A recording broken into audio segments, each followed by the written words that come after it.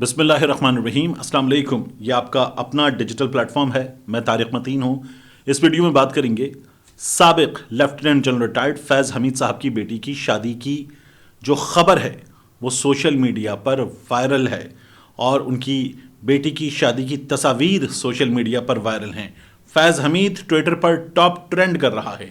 ہر کوئی اپنے نقطۂ نگاہ سے اس شادی میں نظر آنے والی تصویروں کو دیکھ رہا ہے۔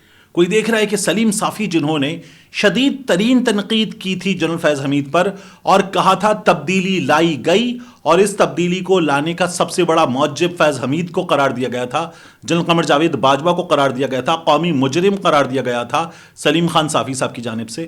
وہ سلیم خان صافی صاحب اس شادی میں موجود ہیں۔ کوئی دیکھ رہا ہے کہ اس شادی میں جنرل باجوہ موجود ہیں، اور جنرل باجوہ سردار تنویر الیاس سے جو آزاد کشمیر کے وزیر اعظم ہیں مل رہے ہیں، خوش گپیوں میں مصروف ہیں۔ جنرل فیض حمید ان سے مل رہے ہیں، مسکراہٹوں کا تبادلہ ہو رہا ہے۔ کوئی دیکھ رہا ہے کہ فواد چودھری اس شادی کی تقریب میں موجود ہیں۔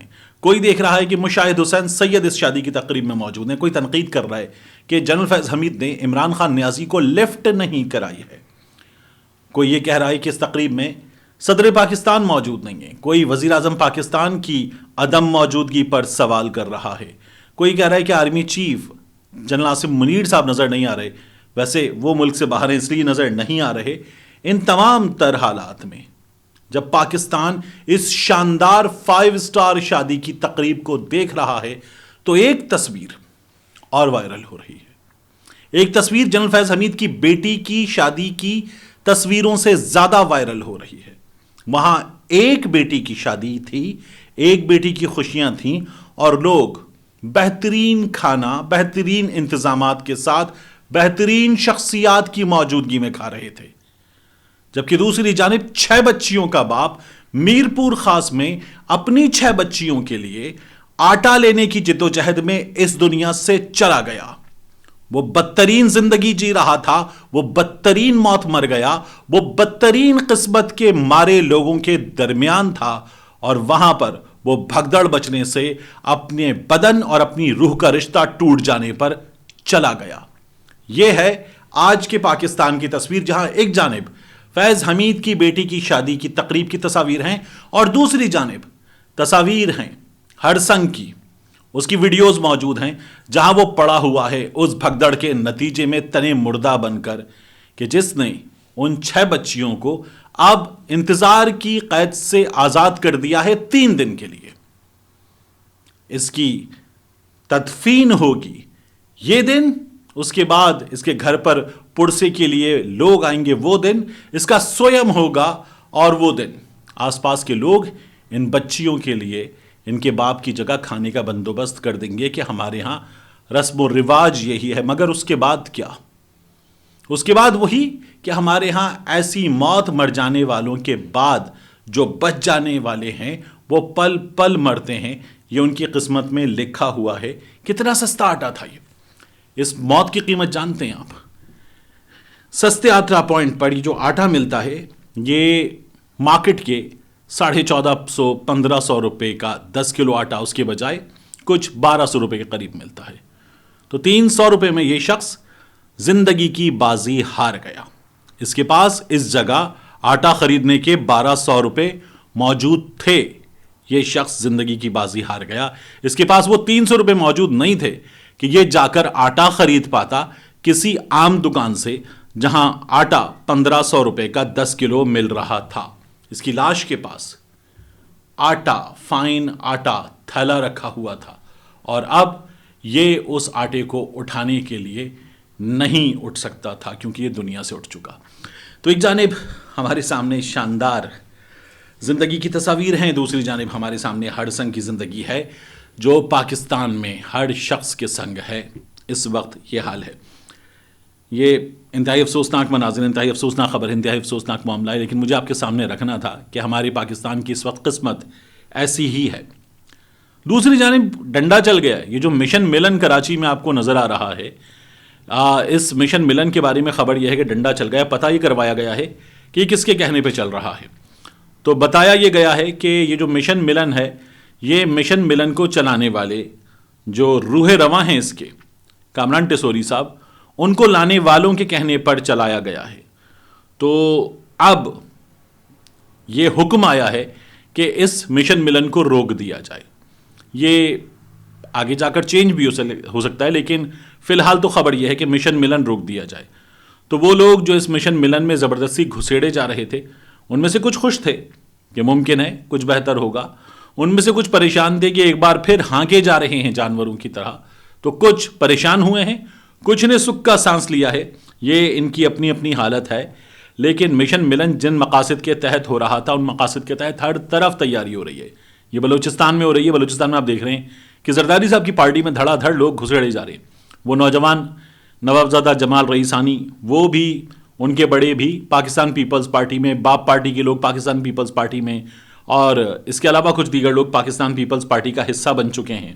پاکستان پیپلز پارٹی سے تعلق رکھنے والے اسلم رئیسانی صاحب کو اندازہ ہو گیا تھا کہ پیپلز پارٹی میں بہت سارے لوگ داخل ہونے والے ہیں، تو وہ پیپلز پارٹی سے نکل گئے کیونکہ انہیں اپنی حیثیت کم ہوتی ہوئی نظر آ رہی تھی، اور وہ فضل الرحمان صاحب کی جماعت میں لینڈ کر چکے ہیں. یہ اس وقت صورتحال بن رہی ہے خیبر پختونخوا میں بھی اور پنجاب میں بھی. عمران خان کی جماعت کے لوگوں کو یہ بتایا جا رہا ہے کہ عمران خان پہ کراس لگا دیا گیا ہے. لیکن ہارون رشید صاحب نے خبر دی ہے کہ ایک سروے کروایا گیا ہے ترکی کی جانب سے، امریکہ کی جانب سے، چین کی جانب سے، کچھ جہانگیر خان ترین کی جانب سے سروے کروائے گئے ہیں، علیم خان کی جانب سے سروے کروائے گئے ہیں. اور ان سرویز کے نتیجے میں پتہ یہ چل رہا ہے کہ عمران خان پہلے سے آخری سروے تک مسلسل سب سے آگے نظر آ رہا ہے. اب یہ تمام لوگ اکٹھ کر کے عمران خان کا راستہ روکنے کی کوشش کر رہے ہیں، اور نظر یہ آ رہا ہے کہ جو لوگ چلے گئے ہیں وہ اب بھی کارستانی دکھانا چاہتے ہیں. تو عمران خان کے خلاف یہ تمام تر کوششیں ہو رہی ہیں، لیکن اگر وہ کارستانی دکھا رہے ہیں تو ان کو کارستانی دکھانے کے لیے کوئی مل رہا ہے. اس لیے عمران خان صاحب نے جو شکایتیں کی ہیں وہ کی ہیں. رانا ثناء اللہ صاحب نے کچھ چیخیں ماری ہیں. یہ چیخیں سننے سے تعلق رکھتی ہیں. رانا ثناء اللہ صاحب یہ کہتے ہیں کہ آئی ایم ایف کہہ رہا ہے پہلے پیش کی شرائط پوری کرو پھر قرضہ دیں گے. اور فیصل آباد کا ایک نواحی علاقہ پینسرا، یہاں رانا صاحب جو ہیں وہ خطاب کر رہے تھے. اب رانا صاحب یہ اپنے خطاب میں بتا رہے ہیں کہ آئی ایم ایف کہہ رہا ہے پہلے پیش کی شرائط پوری کرو، سبسڈیز کا خاتمہ کرو، بجلی مہنگی کرو، پیٹرول مہنگا کرو، گیس مہنگی کرو.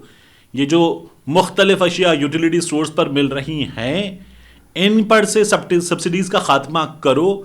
جب یہ کر دو گے تو پھر قرضہ دیں گے. رانا صاحب کہتے ہیں کہ کر دیں گے تو بہت مہنگائی بڑھے گی، پہلے ہی جوتے پڑ رہے ہیں، مزید پڑیں گے. ایک عام آدمی کی جانب سے اس حکومت کو مزید بددعائیں ملیں گی، تو یہ نہیں کر سکتے. ان کا کہنا ہے کہ یہ نہیں کرتے تو پھر ڈیفالٹ ہو جائے گا. ڈیفالٹ ہو جائے گا تو پھر ہر چیز جتنی آئی ایم ایف کی ڈیمانڈز پوری کرنے پر مہنگی کرنی ہے اس سے زیادہ مہنگی کرنی پڑے گی. تو پھر وہی پڑیں گے جو پہلے پڑھنے تھے، وہی ملیں گی جھولیاں پھیلا پھیلا کر جو پہلے مل رہی تھیں. نہ مرے چین نہ مارے چین، یہ حالت ہو گئی ہے ان لوگوں کی. اور اب یہ ہر چیز عمران خان پہ ڈال رہے ہیں، کہہ رہے ہیں عمران خان کی وجہ سے سب کچھ ہو رہا ہے. تو پھر آپ سے وہی سوال جو محمود خان نے کیا تھا کہ جب بال نہیں تھے تو جانباً کنگا کیوں لیا تھا، جب کر نہیں سکتے تھے تو پنگا کیوں لیا تھا. یہ ان لوگوں کی حالت ہو چکی ہے. اس حالت میں آپ کو مسلسل ان لوگوں کی چیخیں سنائی دے رہی ہیں، اور ساتھ میں چیخیں مار رہا ہے ایک عام آدمی جسے ان لوگوں نے بتایا تھا نون لیگ کو آنے تو دیں. نون لیگ 137 کا پیٹرول ہے، کیسے کر سکتا ہے کوئی شخص نون لیگ سستا کر کے دکھائے گی. تو عمران خان جو 145-150 کے آس پاس پیٹرول کی قیمت لے آئے تھے وہ چلے گئے، اور یہ لوگ جنہیں آ کر سب کچھ ٹھیک کرنا تھا، یہ لوگ اب ایک عام آدمی کی زندگی پر عذاب بن چکے ہیں. ڈالر 272 روپے کا بینک دے رہا ہے، وگرنہ ایل سیز نہیں کھل رہی.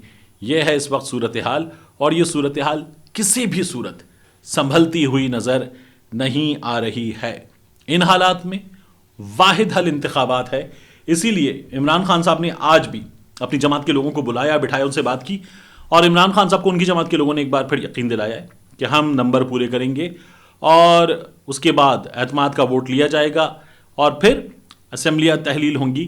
لیکن کچھ حوالے سے خبریں آ رہی ہیں کہ پاکستان تحریک انصاف کے نمبرز میں ذرا سی اونچ نیچ ہے. یہ اونچ نیچ جس لمحے ختم ہوگی اور اس کو ختم کرنے پر کام ہو رہا ہے تو پاکستان تحریک انصاف اعتماد کا ووٹ لے گی، وگرنہ عمران خان صاحب سے یہ حکومت پنجاب، میں نے آپ سے پہلے بھی عرض کیا تھا 4 روز پہلے، چھینی جا سکتی ہے۔ ملتے ہیں انشاءاللہ آپ سے اگلی ویڈیو میں۔